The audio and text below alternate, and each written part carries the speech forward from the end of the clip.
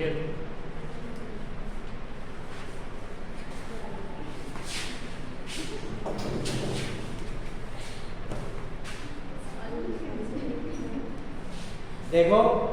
आप लोग एक ऐसा डेरिवेशन पढ़ने जा रहे हैं जिसमें बोर्ड परीक्षा में बहुत सारे क्वेश्चन उत्पन्न होते हैं, जिसका नाम है कोई प्रत्यावर्ती धारा परिपथ होगा, यानी एसी परिपथ, जिसमें केवल हमारा क्या जुड़ा होगा, एक प्रेरकत्व यानी एल प्रतिरोध का कार्य कर रहा होगा। तो उसमें प्रतिरोध तो नगण्य मात्रा में होता है, लेकिन क्या जुड़ा हुआ, केवल शुद्ध प्रेरकत्व एल लगा होगा। तो उससे संबंधित हमें ये देखा जाता है कि एसी परिपथ में धारा आगे है या वोल्टता आगे है, ठीक है। तो इसके लिए सबसे पहले हमें परिपथ तैयार करना चाहिए। तो परिपथ हमारा क्या होगा, देखो, यानी एक कुंडली लेते हैं,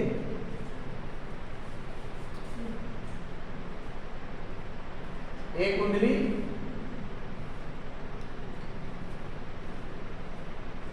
एल, कुंडली क्या है, एल, जो परिपथ का कार्य कर रही है। तो इसमें एल लगा है और इसके सिरों को एक विभवांतर से जोड़ देते हैं। ये हमारा एसी करंट है, यानी प्रत्यावर्ती धारा स्रोत, ठीक है। इससे हमारा विभवांतर कितना बचेगा, B = V0 sin omega t। ये हमारा वोल्टता के तात्क्षणिक मान होता है, ठीक है। ये पहले से पढ़ चुके आप लोग, इस समीकरण में ये वैल्यू हमारी होती है वोल्टता की। जब हम इस प्रेरकत्व के सिरों को किससे जोड़ेंगे, विभवांतर से जोड़ेंगे या वोल्टता से जोड़ेंगे, तो इसमें धारा प्रवाहित होगी। क्या प्रवाहित होगी, धारा। जो धारा इसमें प्रवाहित होगी, इस धारा का जो मान है वोल्टता से कम है या ज्यादा है ना, कितना कालांतर है इसमें, वो यहाँ पे ज्ञात करना है, ठीक है। तो सबसे पहले क्या करते हैं, देखो, जब परिपथ में हम विभवांतर को प्रवाहित मतलब विभवांतर लगाते हैं सिरों पर, तो इसमें धारा प्रवाहित होती है, ठीक है। तो इस टाइम वोल्टता का मान कितना लेते हैं, प्रत्यावर्ती वोल्टता, प्रत्यावर्ती वोल्टता समीकरण। ये समीकरण कितना होता है, B = V0 sin omega t, ठीक है। ये समीकरण हमें इतना प्राप्त होता है, पहले से डिक्लेयर होता है, इतना ही यहाँ पे विभवांतर लगा रहे हैं, इसी तरह। अब क्या कि अब हमें ये देखना है, जो धारा निकल रही है कुंडली से बाहर जाएगी, उस धारा का क्या प्रभाव पड़ता है, तो हमें विज्ञान करना है। तो क्या करते हैं, देखो, जब भी यहाँ पे धारा प्रवाहित होती है तो चुंबकीय फ्लक्स के मान में परिवर्तन होता है। तो जब चुंबकीय फ्लक्स में मान परिवर्तन होता है, तो वहां पर जो वोल्टता होती है, तो उसका मान कितना होता है, फैराडे के द्वितीय नियम से निकालते हैं। क्या है, फैराडे के द्वितीय नियम से, फैराडे के द्वितीय नियम से। फैराडे के द्वितीय नियम से वोल्टता कितनी होती है, V = जो विद्युत भाग होता है भाई वोल्टता का कार्य करता है, V = L di/dt, मतलब धारा परिवर्तन, ठीक है। वहां जो विद्युत भागबल का मान वो किसके, धारा परिवर्तन के कारण उत्पन्न हुआ था। तो ये हमारा समीकरण 2 हो गया, ठीक है। अब हम इसी समीकरण की जो वैल्यू है वो कितनी, V = L di/dt, प्रेरकत्व से संबंधित वोल्टता होती है। L वाले परिपथ के लिए हमें इतनी वोल्टता यहाँ पर भेजनी पड़ती है। तो ये वैल्यू उठा के यहाँ पर रख लेते हैं, ठीक है। तो ये वैल्यू कहाँ रखते हैं, समीकरण 1 है। तो समीकरण 1 का मान 2 में रख लेते हैं। अच्छा, ये वैल्यू उठा के यहाँ पे 2 में रखेंगे, कितना आएगा, देखो, L d i upon d t is equal to कितना हो जाएगा b zero sine omega t. ठीक है, अब हमें चूंकि धारा का मान ज्ञात करना है, क्या करना है, धारा का मान ज्ञात करना है। तो यहाँ पे हमारे सामने जो एल आई इंटू में ये अपॉन में जाएगी पहले, तो इसको अपॉन में जाते क्या हो जाएगी, या d i upon d t is equal to b zero upon l into sine omega t. ठीक है, अब क्या करते हैं, आई की वैल्यू तब नहीं, पहले आप डी टी को हटाओ। ठीक है, तो डी टी को उधर पहुंचाते हैं, तो d i is equal to b zero upon l into sine omega t into d t. अब हमें क्या करना, समाकलन लेना दोनों पक्षों में, यानी डिफरेंस धारा का जो है वो समाकलन से आई की वैल्यू निकलेगी। तो क्या करते हैं, समाकलन लेने पर, समाकलन लेने पर, तो समाकलन d i is equal to, ये कांस्टेंट है, ये समाकलन चिन्ह से बाहर हो जाता है, b zero upon l into sine, यानी समाकलन का चिन्ह साइन ओमेगा टी और इंटू डी। ठीक है, अब क्या करना है, समाकलन चिन्ह हटाना है।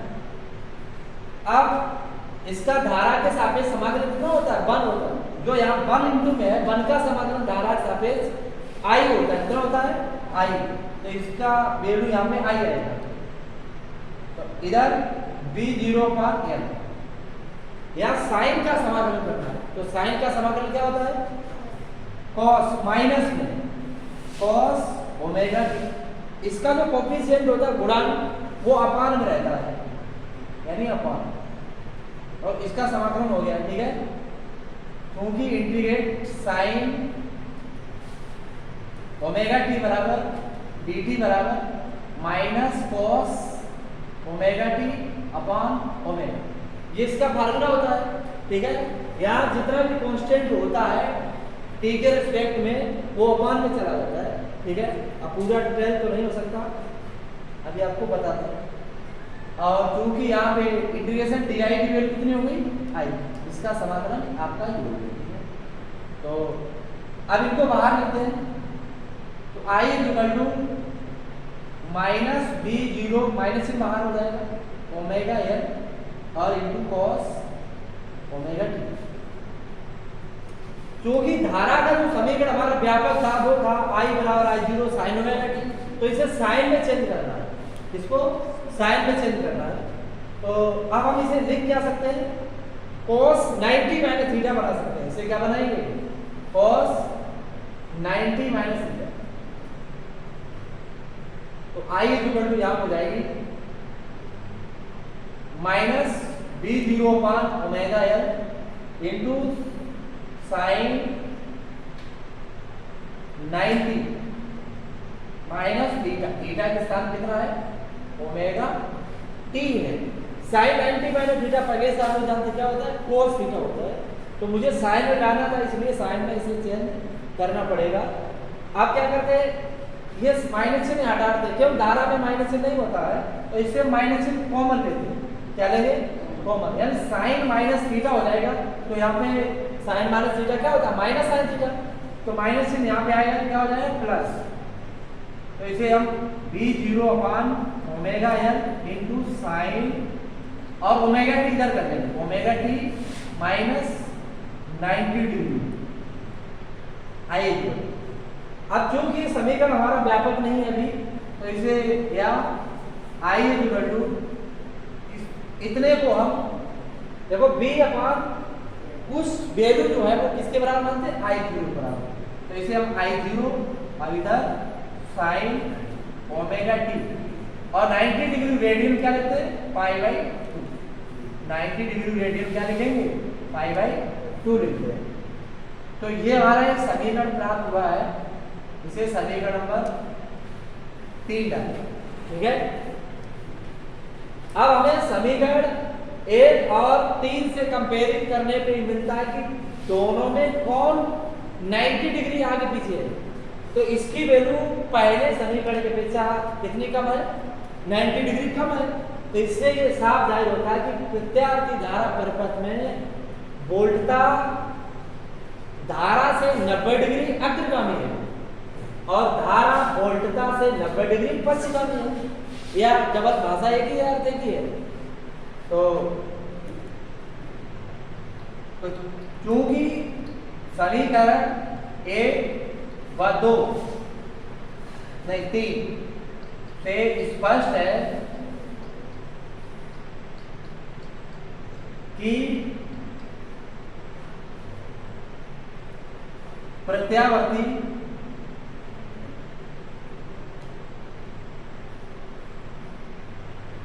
वोल्टता धारा से 90 डिग्री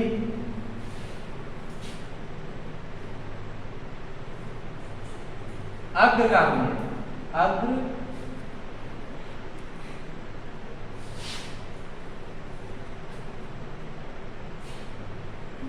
यानी लीडिंग पॉइंट, ठीक है, अग्रगामी है। तो ये चीज स्पष्ट होती है। तो अब इससे हमारा जो ग्राफ होगा वो किस कैटेगरी में बनेगा? ग्राफ इससे संबंधित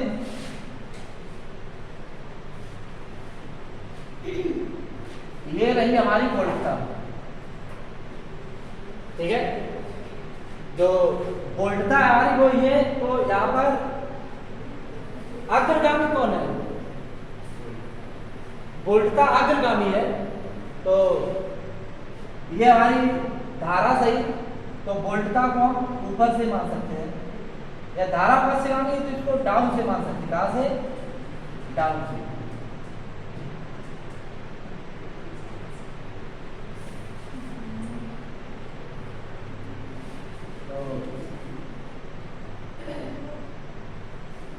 ये हमारी धारा है। इसका समीकरण होता है I = I0 sin omega t, और इसका समीकरण B0 sin ओमेगा टी होता है, ठीक है। तो इससे ये पता चलता है हमारा जो प्रत्यावर्ती ग्राफ होता है, तो इसमें धारा हमारी 90 डिग्री कैसी है? पश्चिमगामी, और वोल्टता हमारी 90 डिग्री अग्रगामी है, ठीक है। तो इनके जनरल ग्राफ बनेगा। तो जनरल ग्राफ में क्या यहां से पता चला कि I हमारी धारा जो है वोल्टता से कैसी है? 90 डिग्री। वोल्टता हमारी आगे 90 डिग्री और धारा पीछे, ठीक है। तो धारा और वोल्टता की स्थिति क्या होती? 90 डिग्री का डिफरेंस रहता है। प्रत्यावर्ती धारा परिपथ में जब हमारा शुद्ध प्रेरकत्व यंत्र जुड़ा होता है तब हमारी ये घटना रहती है, ठीक है। तो इसी से संबंधित हम यहाँ पर इसका जो कांस्टेंट वैल्यू निकली थी, वो कांस्टेंट वैल्यू कितनी है उसको यहाँ पे निकालते हैं, ठीक है। तो अब आप लोग इसको देख लीजिएगा। यहाँ पे जो हमारी कांस्टेंट वैल्यू निकलेगी वो क्या रहेगी?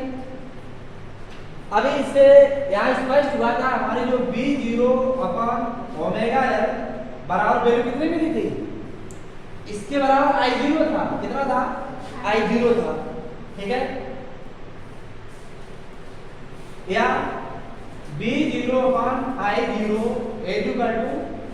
= ओमेगा, ठीक है।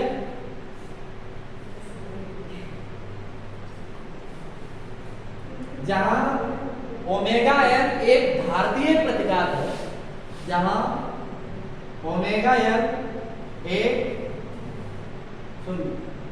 एक प्रेरकीय प्रतिघात है, ठीक है। एक प्रेरण प्रतिघात है, ठीक है। इसे हम कैसे प्रदर्शित करते हैं? इसे XL से प्रदर्शित करते हैं। XL से प्रदर्शित करते हैं। जब हम इसको XL से डिनोट करेंगे तो XL की वैल्यू यहाँ पे क्या होगी? XL बराबर हमारा फार्मूला हो जाएगा ओमेगा। जब भी L जुड़ा होता है परिपथ में तो वहां पे हम प्रेरण प्रतिघात के रूप में XL इसका सूचक है। XL बराबर क्या होगा? ओमेगा L होगा। और या एक्सेल की जो वैल्यू ओमेगा होती है कोणीय आवृत्ति है, मतलब कोणीय वेग है, तो ये आवृत्ति के रूप में इसका फॉर्मूला क्या होता है 2 पाई f। कितना होता है 2 पाई f और इनटू क्या है n। तो ये वैल्यू हम इसका न्यूमेरिकल में इसका प्रयोग करते हैं। तो एक्सेल बराबर हमारा मान यही होता है। तो एक्सेल हमारा यहाँ पे क्या मिला मुझे, एक प्रेरण प्रतिघात के रूप में मिला है। तो इससे ये जाहिर होता है कि यहाँ पर धारा वोल्टा कौन कितना कलांतर रहेगा, 90 डिग्री का कलांतर होगा। तो इसी कलांतर से ही हम इसका प्रतिघात निकाल सकते हैं। तो धारती प्रेरण प्रतिघात की जो वैल्यू निकली है एक्सेल को कितने निकली 2 पाई एफ एल। यहाँ जो एफ है वो हमारी फ्रीक्वेंसी है, आवृत्ति कितनी रहती है यहाँ पर, ठीक है। तो आवृत्ति के लिए हम यहाँ पर जब एक्सेल की वैल्यू ज्ञात करेंगे तो हम इसी सूत्र का प्रयोग करते हैं। तो ये डेरिवेशन बोर्ड परीक्षा में हमारे कई बार पूछे जाते हैं, तो उसको हम हल करने के लिए कई प्रकार से जितना भी टॉपिक पूछते हैं उतनी चीज को वहाँ पर नोट्स करते हैं, ठीक है। तो उतनी चीजों को हम समझ लेते हैं और कई तरीके से इसको सॉल्व कर सकते हैं। तो जितना पूछा जाता है डेरिवेशन का अर्थ होता है कि जितना करना है वो उतना ही ग्रहण करते हैं, बाकी चीज को अलग अलग प्रदर्शन कर लेते हैं। तो यहाँ पे सारी वैल्यू निकल के आ गई, ठीक है। इसका जो प्रतिरोध यहाँ पे जो लगता है प्रतिरोध के रूप में कौन लगता है, धारतीय प्रेरकीय प्रतिघात, मतलब प्रेरण प्रतिघात लगता है। तो वो वैल्यू कितनी होती एक्सेल। तो इस वाले परिपथ में प्रेरण या प्रेरकीय या प्रेरकत्व प्रतिघात के रूप में जो कार्य करेगा, धारक मार्ग जो अवरोध लगाएगा वो एक्सेल होगा। क्या होगा एक्सेल, ठीक है। इसका मात्रक क्या होता है हेनरी होता है, इसका मात्रक हेनरी नहीं, इसका मात्रक ओम ही रहेगा, प्रतिरोध है तो प्रतिरोध हेनरी के रूप में इसका मात्रक ओम रहता है, ठीक है। तो ये बहुत ही इंपॉर्टेंट डेरिवेशन है। तो इसे आप लोग अच्छी तरीके से समझ लेंगे और इसे लाइक भी कर दीजिए और सब्सक्राइब कर दीजिए। Thank you.